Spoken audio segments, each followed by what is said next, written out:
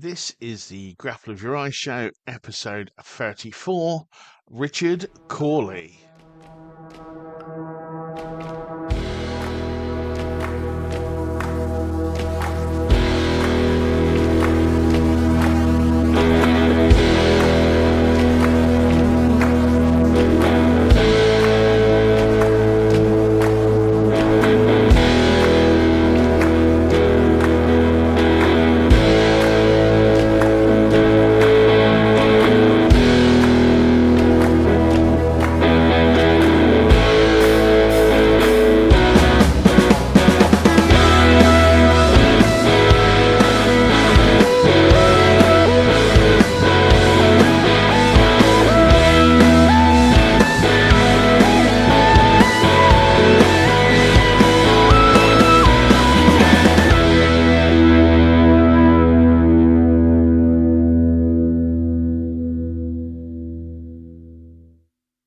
Okay, welcome to the Grapple of Your Eye show. This is episode 34, where my guest today is Richard Cawley. He is the head coach of the Cornish Wrestling Association and is a multi-time Cornish Wrestling Champion from all weights, especially heavyweight. So welcome to the show, Richard. How are you today?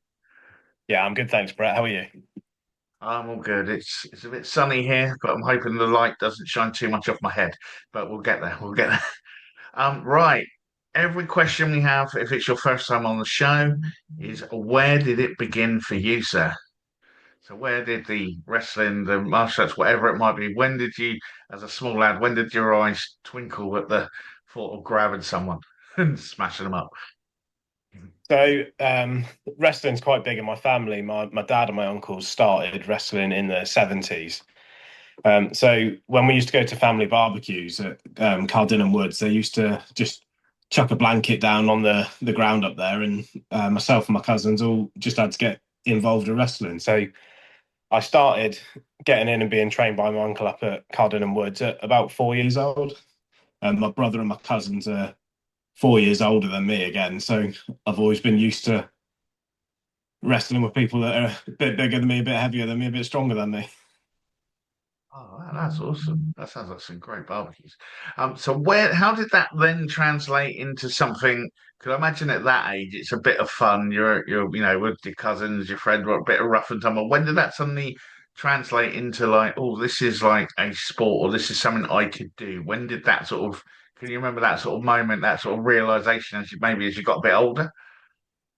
Yeah, it sort of became more apparent when I got older. So when I was a kid, I'd just go and it was something you went and you had to do. My dad and my uncle were fighting, my cousins were fighting, so you had to go and do it as well. So it wasn't until I got older that you start having to concentrate on it a bit more and go, actually, this is something a bit more important than just playing.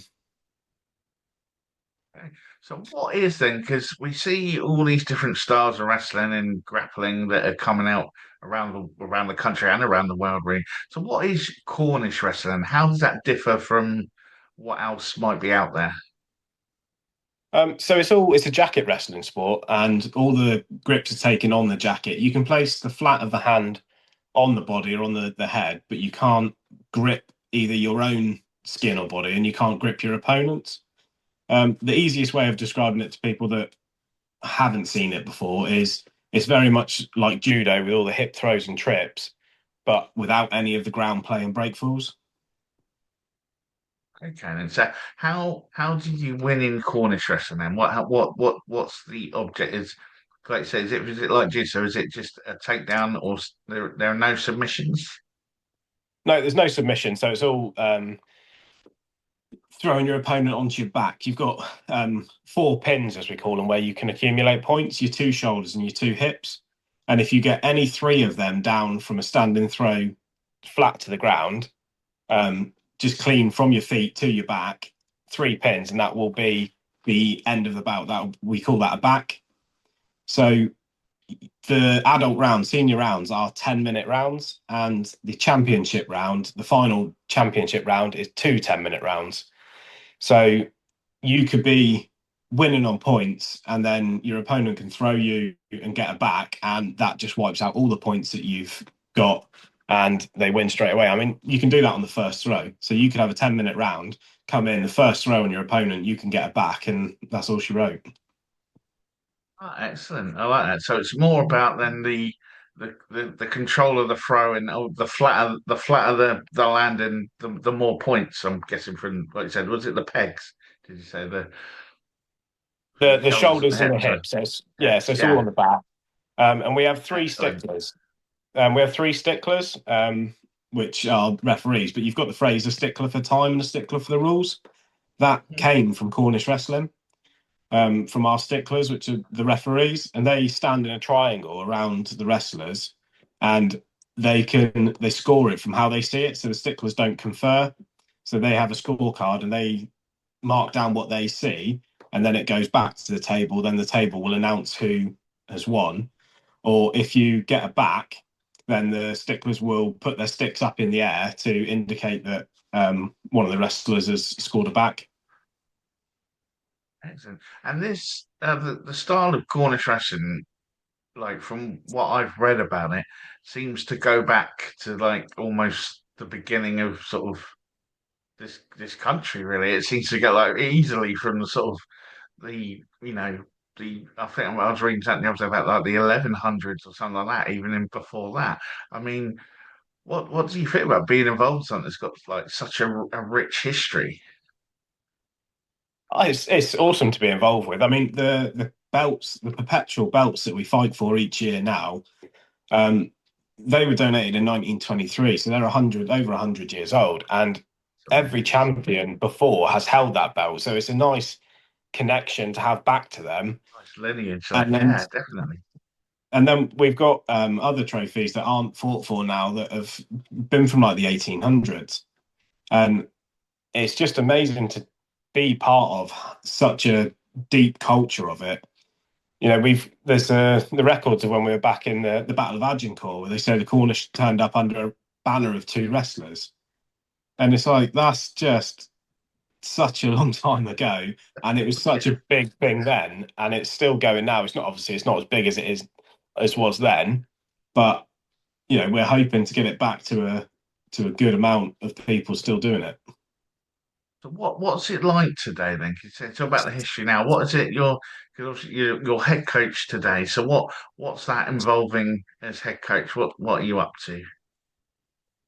So we go around and we do a lot of demonstrations and training sessions throughout Cornwall. We go to a lot of youth groups um, that want us to come out and run it, and a lot of the agricultural shows and stuff like that. We turn up to do wrestling displays, and then we've got two clubs that run as well.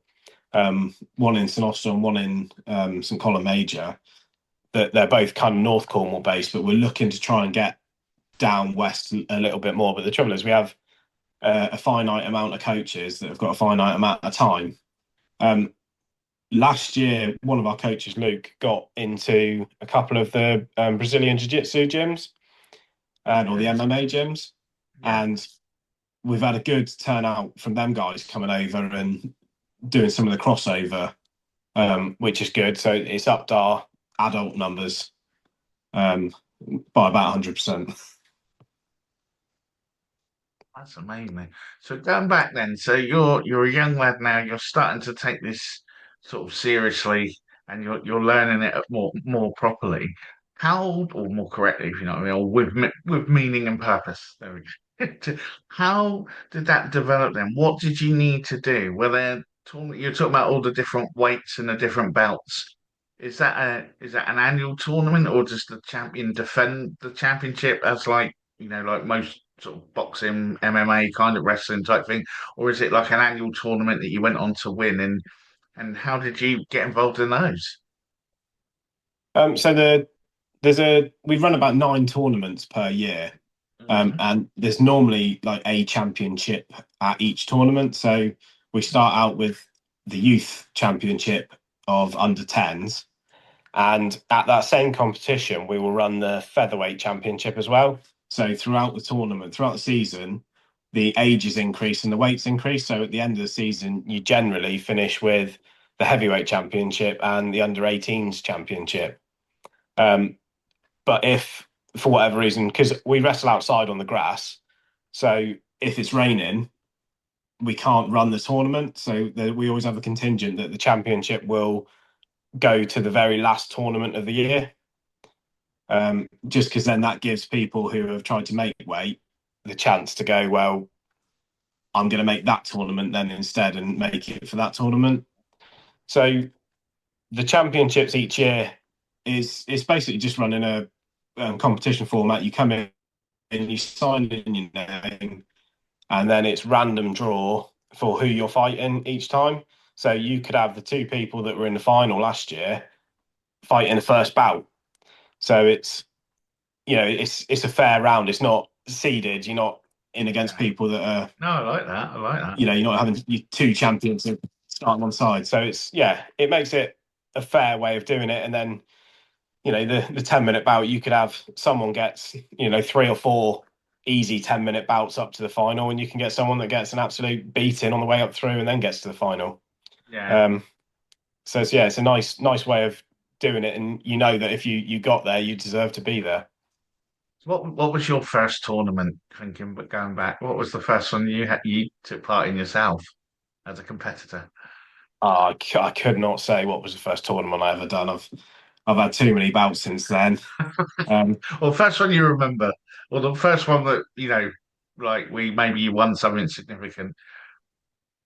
um, Probably the first trophy that was a really nice trophy is our under 16s championship trophy, which it stands about 20 inches tall, was solid silver, and was donated by the Lions Tea Company in 1932. Um, and I won that one. I was 12 years old when I first won that one. And I actually wrestled someone who was 17 for it because he lied about his age and came into it. But that was in the Sunken Garden down in Helston, which is quite a nice place to wrestle because, as the name says, it's a sunken garden. So it's got walls on three sides, and then it's got like a sloped bank where everyone sits. So it's a bit like an amphitheater. Um, and yeah, that was always a nice place to wrestle. And yeah, winning that one, I went on then to win that one for the next 4 years until I couldn't fight for it anymore. Okay, and then what about the other championships? Because obviously you're a multi-time heavyweight champion, but I imagine you've moved up through the weights as you've got older. I'm guessing. Yeah, so yeah, Can't comment on people's weights anymore. So. so I won all of the age group championships on the way up through, Mhm. and when I was in my youth, I was a lot slighter than I am now, and I won the featherweight championship, and then I jumped straight up to heavyweight championship then, because I was playing a lot of rugby and I played American football as well, so I kind of bulked up and got a lot bigger to play for them. And then, yeah, I was in the heavyweight championship. I won that one a couple of times, and then decided it'd be quite nice actually to have the light heavyweight championship as well, which is another big trophy rather than a belt, because the heavyweight championship's a belt and the light heavyweight championship's a big trophy. So that one's quite nice, and um, it's a family thing as well because my uncle had it, my cousins had it, my brothers had it, and I'm like, wow, I need to get my name on that as well. So I had to cut weight. I had to cut a good chunk of weight. I had about 2 stone I needed to cut to get down to the light heavyweight. So it took me about a year to do that decent. And then yeah, won that. Then went back up to heavyweight again with no trouble. Man, that's amazing. So what's it like then? Because I mean, competing anyway can be a challenge both physically and mentally. But when you're coming from such um a family that's like just seem to be like entrenched in sort of the Cornish wrestling style, that must put a lot more weight on the shoulders than it would be to say, like if I came down for a tournament to give it a go and whatever, if I win, I win. If I lose, I lose. But you're carrying this thing, like you say, you've got brothers, uncles, cousins, and everyone's doing that. What's it like being in sort of a such an entrenched family and that and training and competing? Yeah, I mean, I think I felt more pressure as a kid to do it more pressure like to be good at it when I was a kid, but I don't think it was sort of pushed from anywhere. It was more like I wanted to be good because everybody else was good at it. Yeah. Because like my dad's never, he's pushed me to go to some of the competitions when I was a kid because I was like, oh, I want to go off and do something else or go down to Yeah. the park or go in the woods and play. But it was a day we had to go to a competition, so you had to go. But there's never been the emphasis on, you win or you're out with the family. Um, It's because good to hear. yeah, there's always someone who is bigger. There's always someone who is stronger. You know, if you put everything on winning, you're gonna get disheartened and you're gonna give up. So yeah, just everyone was like, yeah, go out and do your best. If you get beat, well, you go right. We'll come away. We'll look at that and we'll think about what we do for the next time. We got quite a few judo players come in at the minute, and them guys are quick when they get in across you. So we're myself and some of the other coaches are like, right, what can we do to combat this? It's not, oh well, let's not let them come and play anymore. It's like, how can we combat with them?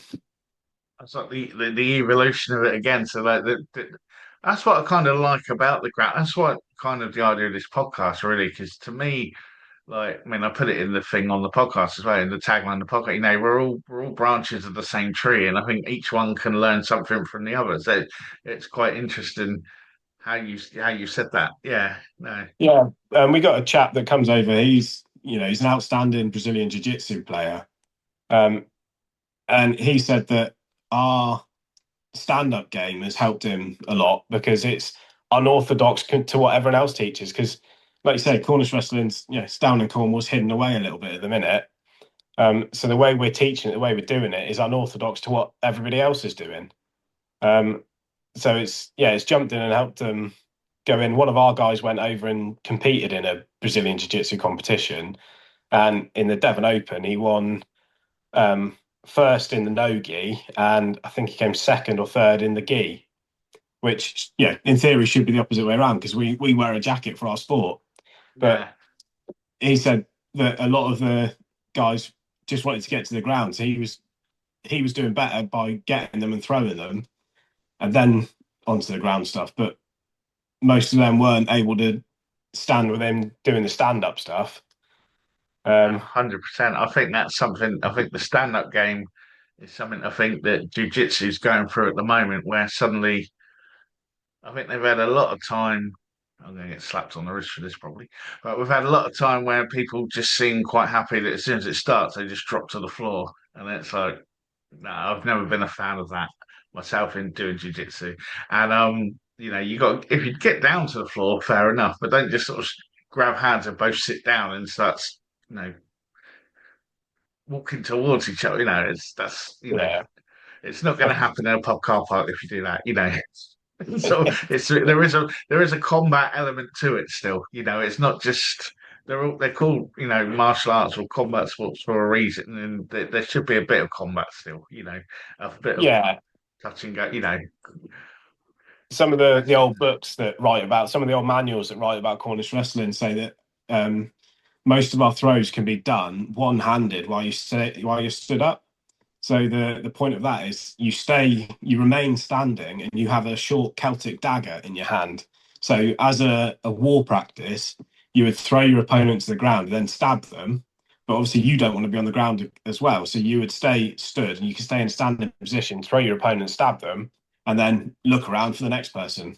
Be ready for the next exit. Yeah, that's what I mean. It all goes back to something. One of the moves I like, you call it something different, but I really liked your style of. I'm going to put a lot of body slam, if you will, but where you keep the hands on the same side of the body and put them down. I found that because in my research, I thought that was quite a unique way of doing it. And like you say, it makes sense now. You're saying about that why it would all be on the one side of the body because you're Is that really. the one when you Oh, lift them upside down? yeah, lift them up and then put them down. Yeah, Yeah, so we call normally that the it's sort under. of like an on a shoulder, and that you go like up right under, and then Yeah, then do it. But where you just almost kind of tilt them, or so yeah, yeah. no, So that's yeah, that's quite nice. We always when we do a demonstration, we always finish with the underheave because it's quite a showy move, and everyone's like, "Oh, underheave. as That it was goes it. on." Yeah, Yeah, No, I like how So that's quite done nice. because again, but it makes sense when you talk about the origins of it all. Now that makes total sense. And I was just looking back through 'cause on your website, which I'll link in a note. You know, you've got this list of like the different champions and championship. I mean, going back to like the 1920s. One name that did stick out to me, you got Francis Gregory, who was it 1928 to 1936, because both of his sons became professional wrestlers as well, with like Tony Sinclair and Roy Yeah, Sinclair. I had the pleasure of talking to Tony a couple of times and seeing him wrestle and that. So just again, just seeing that lineage of where it comes back to is always. I know Francis himself wrestled, but obviously it was before my time. I think I've got yeah. some programs with him in, but I that think whole things as it's gone through, yeah. Francis done the. I think Francis done the first televised wrestling bout. Yeah, again, I think it was Mark. No, who was he against? I want to say Mick McManus, but I don't think it was. Oh, you caught me now. But yeah, he was on the first television program. You're Yeah, right. Okay. I'll cut that bit in there. So look, I know I'm talking about now. Wait, now I want to say it's Mick McManus, but yeah, no, he was. But again, then you got like chap. I'm just looking through all the names, and you can see sort of what I'm guessing are family connections by links to surnames and things, yeah, and then as it gets to the a bit later, the Cawley family seem to then dominate for quite a while. yeah, yeah. We've had a bit of a hand in it for a while. But no, it's the history of it. Just I just don't understand why it's not more well known. Because like you say, this is almost like it's a it's a backbone of this country really, and Yeah, it's there's what's I a mean what. How did you feel now as you got more into it and learned it as someone who sort of grew up with it all? How did you find it as you sort of learned more about it in the history? What sort of things stuck out to you? Because obviously you're there at this place, and when I mean I'm reading about these fights that took place here or there or whatever, but you're actually you know where all these places are probably, or it's your area, it's your thing. So what's it like for someone like growing up with it all? it's really good. It is cool when you're going around Cornwall and you look at all the closed down mines and stuff like that, and you're like, these places would have had people wrestling at them. So the miners used to wrestle on their crib times and lunch times just to practice because they could win money when they wrestle on the weekend. So obviously they would want to practice during the week, but they wouldn't have clubs as we have now. So they would just practice on their crib time and lunchtime and just wrestle each other. And obviously they'd be going easy because they had to go back to work again. Um, and when you're going around all the different places, like when we've had to like move a tournament in the past, you're like, where would be a culturally significant place to move it to make sure that the heritage and the history, goes with it. We want to go to an area where the wrestling's not just going to be a novelty; it's going to be substantial part of that area. Um, so it is nice, and when you go around and you're seeing all the different places where all these people used to live, um, and you listen to the old boys talk about when they met these people like Francis Gregory and Harry Gregory. Um, we've got Richard Trevithick, who invented the steam engine, who he wrestled as well. Humphrey Davy, who you've got the Humphrey Davy School. Um, these people were massive parts of Cornwall, and they wrestled as well because it was just done. Um, we've got the Field of the Cloth of Gold, where King Henry VIII took over a team of Cornish wrestlers, and they were all picked and trained down at Godolphin House down here, which is nice. Me and my wife went for a walk there with our daughter the other day, and it was like, yeah, I can see why you'd come here and do some wrestling training. It's a really nice place. Is it true as well? Wasn't because a lot of people talk about Abraham Lincoln being a wrestler, but wasn't it something about that it was actually Cornish wrestling that he practiced, or was that a myth? No, he did Cornish wrestling. He did lots of martial arts. He just did Yeah. everything, just part of his physical training. Um, yeah, and Teddy Roosevelt did it as well before he became president. But again, they were just doing it as part of their physical training. Um, it wasn't specifically Cornish wrestling. It'd be great if it was, because I think it'd probably be bigger than it is. But no, it was part of their PT. Yeah, that's what was interesting. Just the fact that like have that style even back then had travelled around and been picked up. Like most things, I suppose someone picks a bit up, takes it, adds it to their game, and whatever else. No, it's just that it was still moving around, even like in those days, which would travel wasn't as big a thing as it is nowadays. Sort of. No, I mean Cornish wrestling, it went everywhere. I mean, there was still competitions in Grass Valley in California in 1991 is the last competition we found there. Okay. And in Australia, I think it was 2006, there was a competition there. Um, but it just went everywhere, and you don't need a lot to do it. I mean, the jackets are a bit harder to come by now. We're producing them now, and we've sent I'd say probably 12 over to America, a couple over to Germany, um, and a few over to Australia. But all you need is a patch of grass, and away you go. You can go for it. It's really weird because I had a guest on there, Tom Higgins, quite a few episodes back, and he's sort of trying to lead a revival in the sort of the Collar and elbow. Irish like collar and elbow jacket sort of Yeah, thing as well. So that he's trying to get that going in America and get that taken off. And he was recently back in Ireland. He'd gone back over there to train and do it over there again, and gone back to America again now. But it does seem that these sort of styles that have always been there and maybe being forgotten about or overshadowed by. I mean, I still think in this country, as much as I enjoyed the professional wrestling, I think it did kill off a lot of the legitimate wrestling arts because it kind of the show business of it, or what became professional wrestling might have killed off the thing where it was sort of the carny side of it, and then people sort of it might have been rigged, that sort of and fixed fights and things like yeah. that as time went on. I I don't know. think I don't know if for me growing up, as soon as you told someone you did wrestling, it was you got the chairs and the table and the ring, and what's your ring name, what's your show name, and yeah, it was irritating because you're like, well, no, it's an actual legitimate fight. You come in and there's no predetermined winner. It's You're absolutely going for it. And the next day, I mean, I know the pro guys are you get thrown hard and you do ache the next day, but you'd ache a bit more if you're fighting like that for real. Um, so yeah, I think it has just made the true wrestling styles a bit more less publicized because the pro wrestling, obviously, everyone can see on the TV and they know exactly what it is. yeah. Um, and the folk wrestling, as they call it now, has suffered a bit from it. So I what are mean, you guys? Oh, go on, sorry, carry on.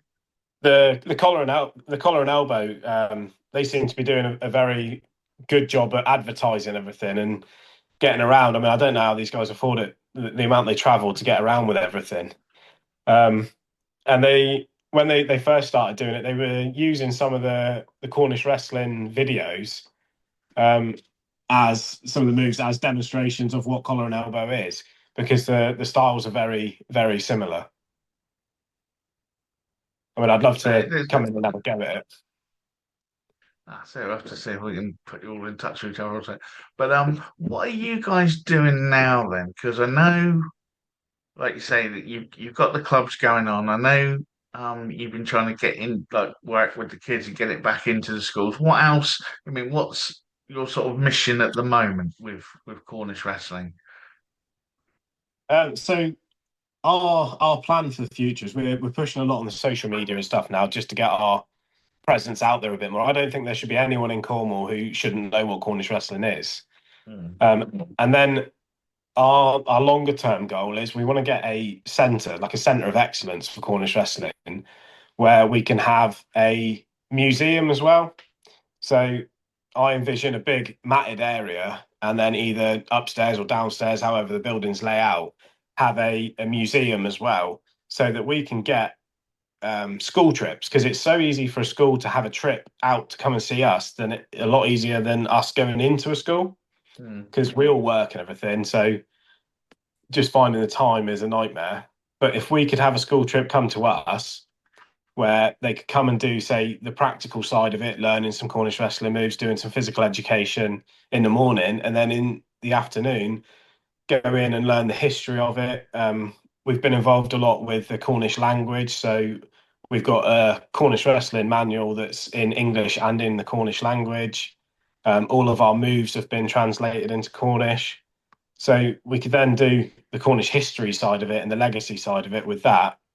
And there's so many different names that have been involved with it through the years. Like you can, Google most surnames and there will be some connection to someone that will have done Cornish wrestling.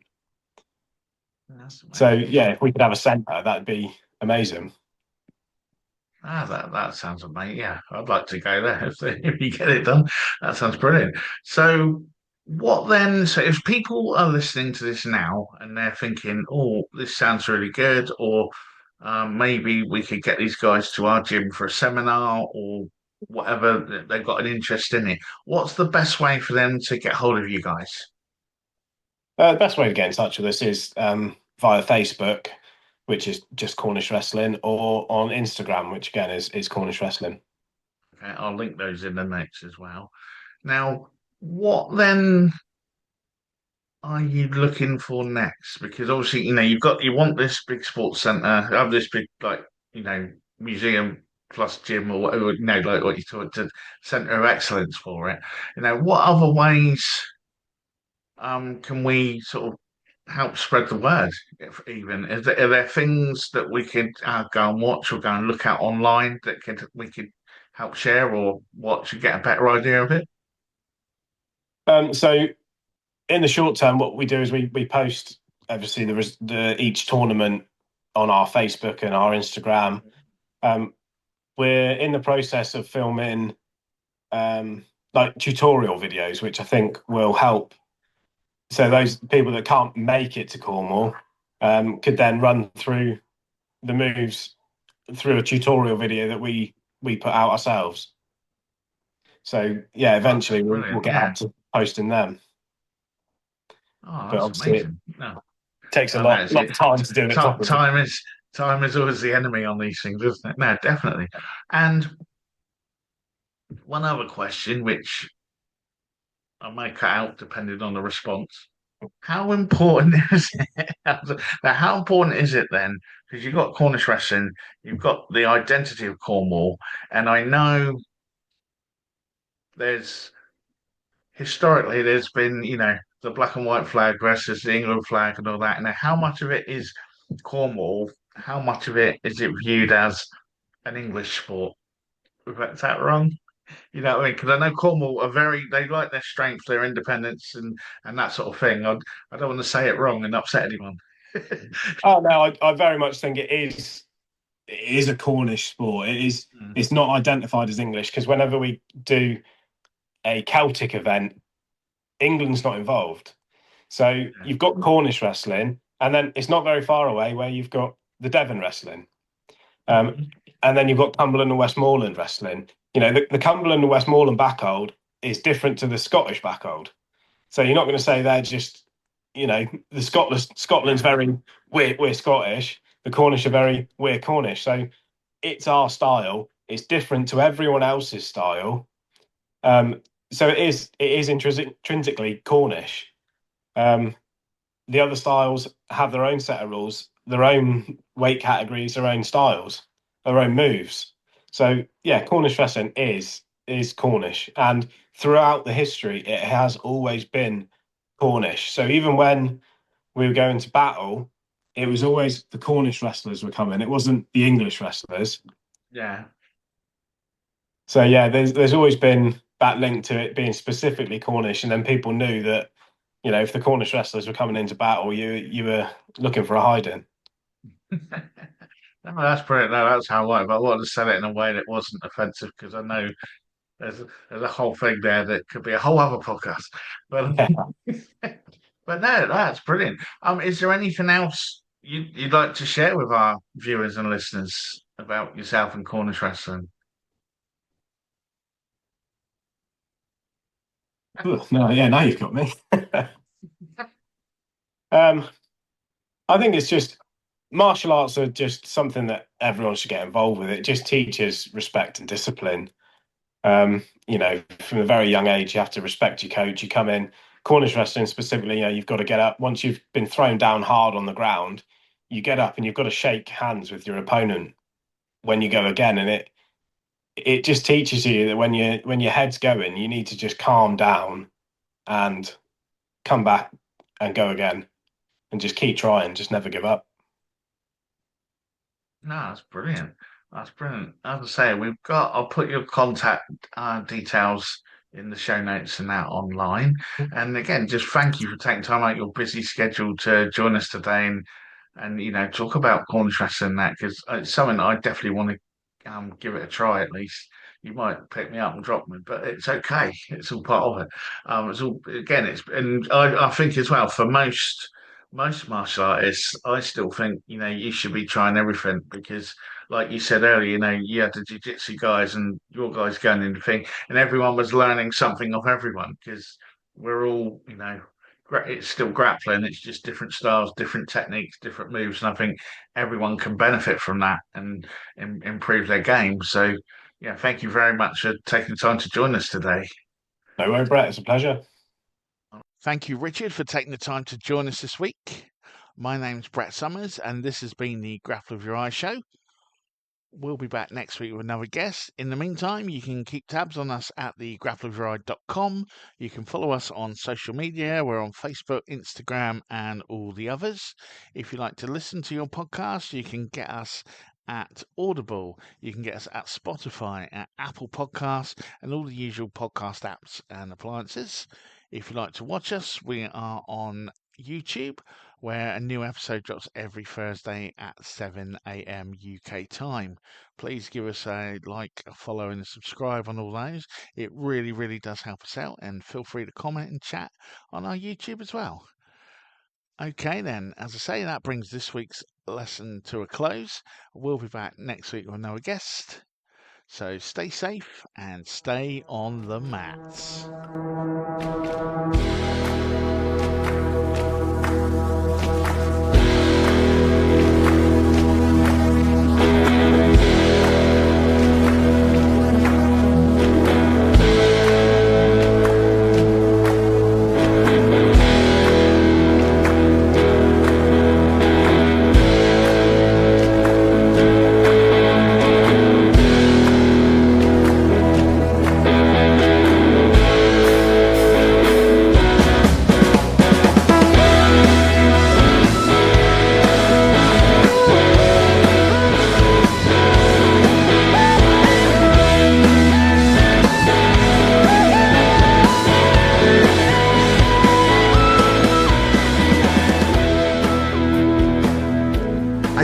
I tend to tell people from an amateur wrestler to a professional wrestler to a cage fighter to being the alpha male of senior citizens now.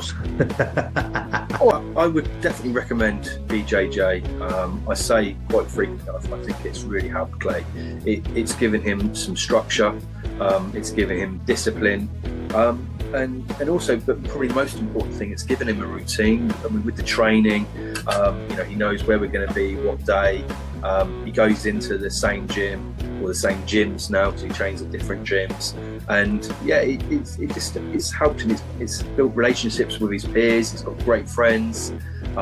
He's got some great role models in the gyms that he trains at with not only the coaches but all the adults that are there. And it's just a great environment. It took me by surprise. It wasn't what I expected when we first walked into a gym. And it's interesting in that there are a number of tournaments that are promised and organized with the Future Federation. And in one of them, there's a clause there will be tournaments with strikes involved, but they will be held under different regulation. And I saw that, and I completely missed that the first time I read that document, right? And I'm going, holy cow. I think that our forefathers, our founding fathers, they had the wisdom to see that a competition rule was going to drift away from the reality of combat. and that a rule set with strike was necessary in order to maintain that foot in reality. When I qualified for the Olympic Games and being the first female in wrestling for New Zealand, yeah, I think that really took the cake. I think that was the best feeling ever, and I think about it often still, and it still makes me feel really good.